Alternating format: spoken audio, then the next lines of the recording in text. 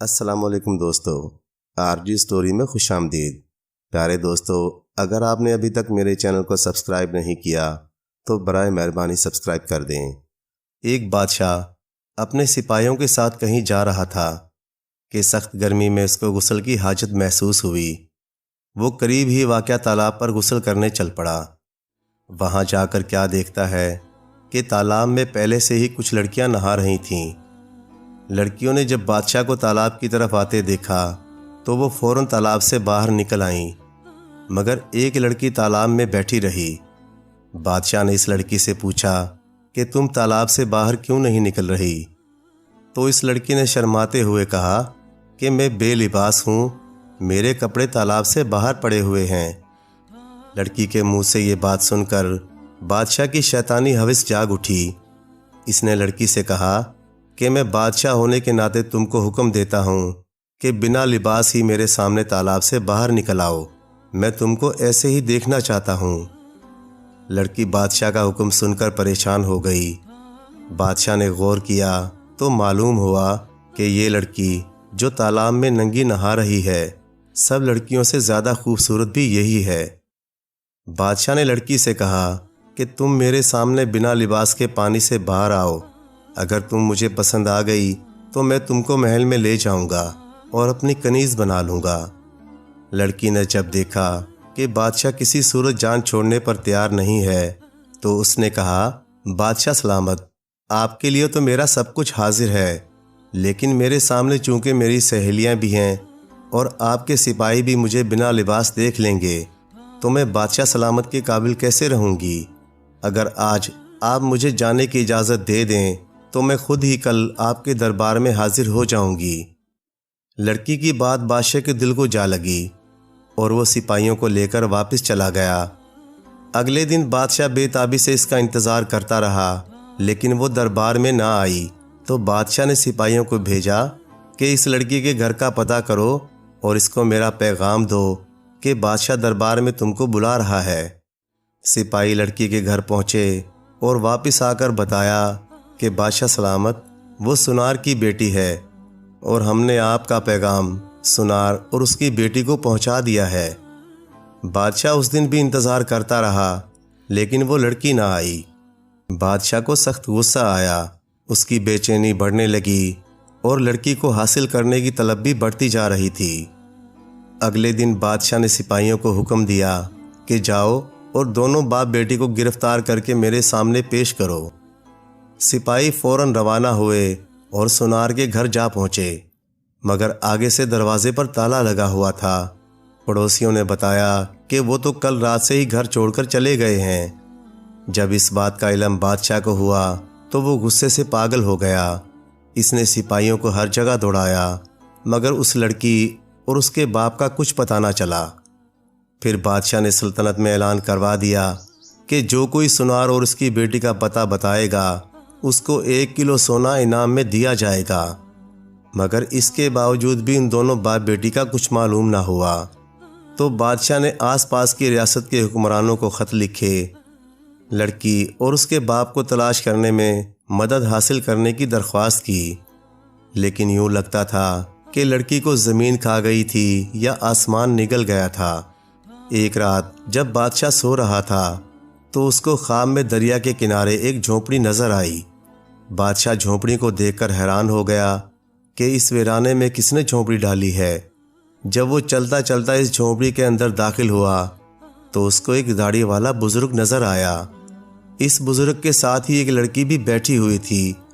اس سے پہلے کہ بادشاہ لڑکی کی شکل دیکھتا، بادشاہ کی آنکھ کھل گئی اور بادشاہ سمجھ گیا کہ یہ وہی باپ بیٹی ہیں جو اس جھونپڑی میں چھپے ہوئے ہیں۔ بادشاہ اس علاقے کو جانتا تھا۔ اگلی صبح بادشاہ نے سپاہیوں کا دستہ تیار کیا اور سیدھا دریا کے کنارے اس جگہ پہنچ گیا جو اس کو خواب میں نظر آئی تھی۔ وہاں پر جھونپڑی بھی موجود تھی۔ بادشاہ نے سپاہیوں کو ادھر ہی رکنے کا اشارہ کیا اور خود جھونپڑی کے اندر چلا گیا۔ وہاں کیا دیکھتا ہے، ایک کمزور سی بیمار دکھنے والی لڑکی سو رہی ہے اور ایک داڑھی والا بوڑھا انسان پاس ہی جائے نماز پر بیٹھا دعا کر رہا ہے کہ اے پالنے والے رب، ہم کب تک ظالم بادشاہ سے چھپتے رہیں گے جو چند لمحوں کے لطف کی خاطر میری معصوم بچی کی عزت برباد کرنا چاہتا ہے۔ بادشاہ فوراً سمجھ گیا کہ یہ وہی لڑکی ہے جس کو وہ تلاش کرتا ہوا یہاں تک آیا ہے، لیکن اب وہ کمزور اور بیمار نظر آ رہی تھی، اور اس کے بوڑھے باپ کے دکھی الفاظ سن کر بادشاہ خود پر قابو نہ رکھ پایا اور اس بوڑھے کے پاس ہی بیٹھ کر رو رو کر اس سے معافی مانگنے لگا کہ میری وجہ سے آپ پر اتنی تکلیفیں آئی ہیں۔ اس کے بعد بادشاہ نے پورے اعزاز اور عزت کے ساتھ لڑکی اور اس کے باپ کو دربار میں بلایا اور لڑکی کے باپ سے درخواست کی کہ اگر آپ اجازت دیں تو میں آپ کی بیٹی سے نکاح کر کے اس کو اپنی بیوی بنانا چاہتا ہوں۔ بوڑھے سنار نے اپنی بیٹی کی رضامندی جاننے کے بعد اس کی شادی بادشاہ سے کرا دی۔ پرانے وقتوں میں ایران پر ایک بادشاہ حکومت کرتا تھا۔ اس کی صرف ایک ہی بیٹی تھی جس سے وہ بہت پیار کرتا تھا۔ ایک دن وزیر اعظم نے بادشاہ سے کہا، بادشاہ سلامت، شہزادی زبیدہ اب بڑی ہو گئی ہے، آپ اس کی شادی کرا دیں۔ بادشاہ نے کہا کہ اب تک کوئی ایسا لڑکا ملا نہیں کہ جس کے ہاتھ میں اپنی پھول جیسی بیٹی دے دوں۔ وزیر اعظم نے بادشاہ سے کہا، اگر آپ جان کی امان دیں تو میں آپ کو ایک ترکیب بتاؤں۔ بادشاہ نے جان کی امان دیتے ہوئے وزیر اعظم سے ترکیب پوچھی۔ وزیر اعظم نے کہا کہ ہمارے محل سے 100 میل دور سرسبز و شاداب اور گھنا جنگل شروع ہوتا ہے۔ اس جنگل میں چند میل کے فاصلے پر سونے کا ایک درخت ہے۔ آپ شاہی فرمان جاری کر دیں کہ جو نوجوان اس درخت سے ٹہنی توڑ کر لائے گا اس کی شادی شہزادی زبیدہ سے کرا دی جائے گی۔ بادشاہ چند لمحے سوچ میں گم رہا، پھر اس نے وزیر اعظم سے کہا کہ سونے کی درخت کی ٹہنی توڑ کر لانا کون سا مشکل کام ہے، یہ تو کوئی بھی توڑ کر لا سکتا ہے۔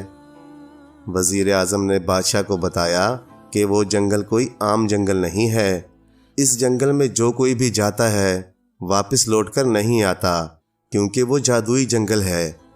جو بھی وہاں جاتا ہے جاتے وقت تو آسانی سے چلا جاتا ہے، مگر واپس آتے وقت اسے یہ سمجھ نہیں آتی کہ وہ اسی راستے سے آیا تھا یا کسی اور راستے سے، کیونکہ وہاں پر راستے تبدیل ہو جاتے ہیں، جس کی وجہ سے جانے والے اپنی راہ سے بھٹک جاتے ہیں اور بھوک پیاس سے ایڑیاں رگڑ رگڑ کر مر جاتے ہیں۔